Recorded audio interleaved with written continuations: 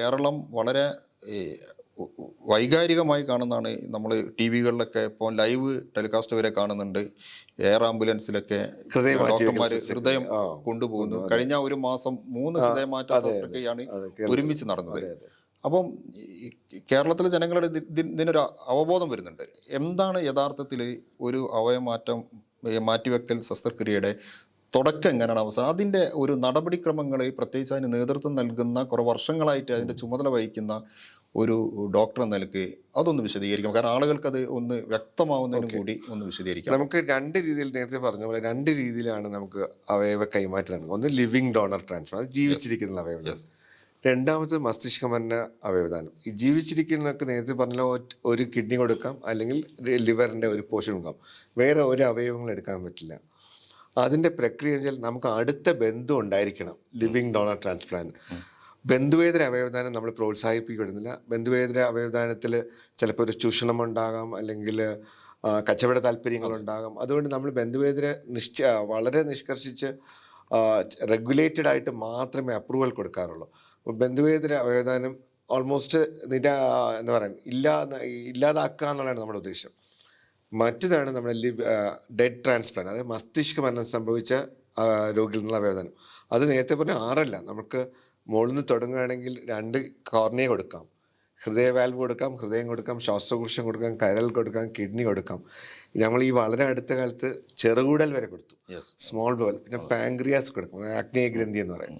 അപ്പോൾ ഇത്രയും അവയവങ്ങൾ ഇപ്പോൾ യൂട്രസ് ട്രാൻസ്പ്ലാന്റ് റിസർച്ചിലോട്ട് പോയിക്കൊണ്ടിരിക്കുക. ഇപ്പോൾ യൂട്രസ് ഇല്ലാത്തവർക്ക് ഗർഭിണിയാകണമെങ്കിൽ വേറൊരു നല്ല യൂട്രസ് ഉണ്ടെങ്കിൽ യൂട്രസ് വെച്ച്, ഈ മസ്തിഷ്കാപരണം സംഭവിച്ചവരുടെ അതെ, യൂട്രസ് ട്രാൻസ്പ്ലാന്റ് വരെ എത്തി നിൽക്കുന്ന ശാസ്ത്രം വികസിച്ചുകൊണ്ടിരിക്കുക. അപ്പം മാക്സിമം ഓർഗൻസ്, പിന്നെ നേരത്തെ പറഞ്ഞ സ്കിൻ ട്രാൻസ്പ്ലാന്റ്സ്, അപ്പം മാക്സിമം ഓർഗൻസ് മരണാനന്തര അവയവദാനത്തിൽ കിട്ടും.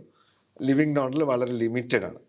പിന്നെ എങ്ങനെയാണ് ആൾക്കാരുടെ ഇടയിലുള്ള ബോധവൽക്കരണത്തിൻ്റെ ഏറ്റവും വലിയ ചലഞ്ച് എന്ന് പറഞ്ഞാൽ, നമ്മൾ ചെറുപ്പത്തിലേ നമ്മൾ മനസ്സിലാക്കിയിരിക്കുന്നത്, നമ്മൾ മരിക്കുമ്പോൾ ഹാർട്ട് നിൽക്കും, ECG ലൈൻ ഫ്ലാറ്റ് ആവും, ടോർച്ച് അടിച്ചിട്ട്, നമ്മൾ സിനിമയിലെ ടോർച്ച് അടിച്ചിട്ട് കണ്ണ് ഡോക്ടർ നോക്കും, ഡൈലേറ്റഡ് ആയിട്ടിരിക്കും. ഇതാണ് നമ്മുടെ മരണം എന്നുള്ള സങ്കല്പം. അത് ഡോക്ടർമാർക്കായിരുന്നാലും സാധാരണക്കാർക്കെല്ലാം അങ്ങനെ തന്നെയാണ്. ഇപ്പം ഞങ്ങളെ പഠിപ്പിക്കുമ്പോൾ ആക്ച്വലി മസ്തിഷ്ക മരണം പഠിപ്പിച്ചിട്ടില്ല.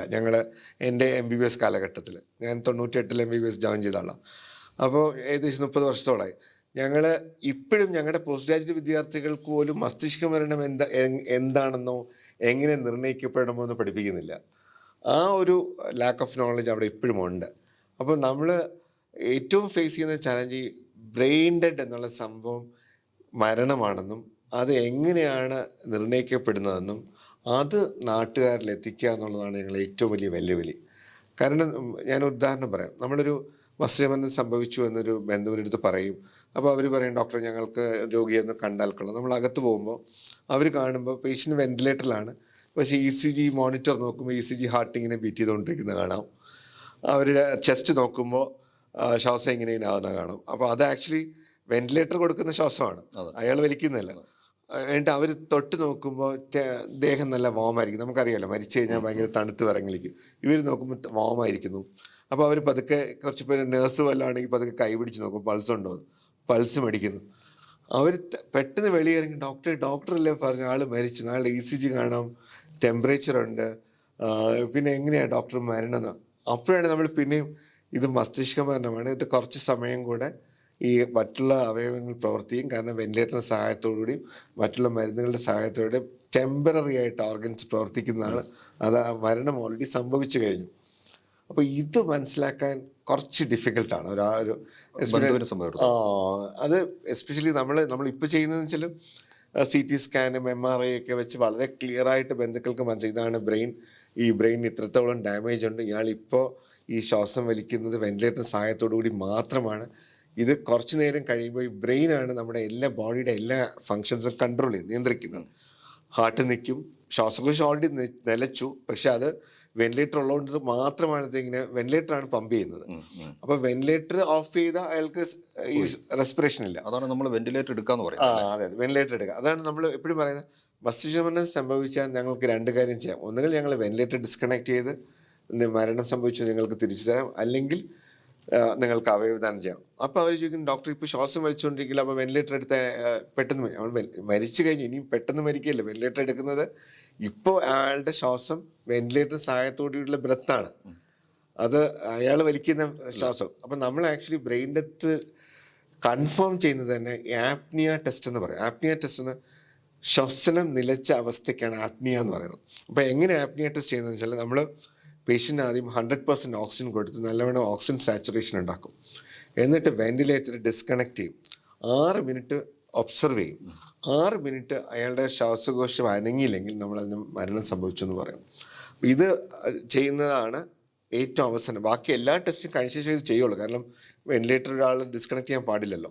അപ്പോൾ ബാക്കി എല്ലാ ടെസ്റ്റും ഈ ബ്രെയിൻ ഡെത്തിന് അനുകൂലമാണെങ്കിൽ ബന്ധുക്കളുടെ അടുത്ത് പറയും നമ്മൾ ഇനി ചെയ്യാൻ പോകുന്ന ടെസ്റ്റ് ഈ വെന്റിലേറ്റർ ഡിസ്കണക്ട് ചെയ്ത് ആൾക്ക് സ്വന്തമായിട്ട് ശ്വാസകോശം പ്രവർത്തിക്കുന്നുണ്ടോ എന്ന് അറിയാനുള്ള ടെസ്റ്റാണ് ആപ്നിയ ടെസ്റ്റ്. അത് ചില ബന്ധുക്കള് കൂടെ നിൽക്കണമെന്ന് പറയും നമ്മളിത് ചെയ്യുമ്പോൾ.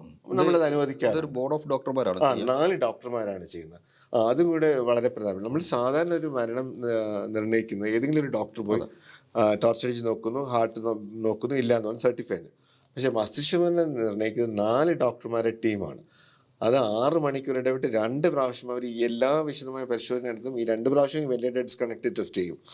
അതിൻ്റെ കാരണം ഒരു വിധ എററും സംഭവിക്കാൻ പാടില്ല.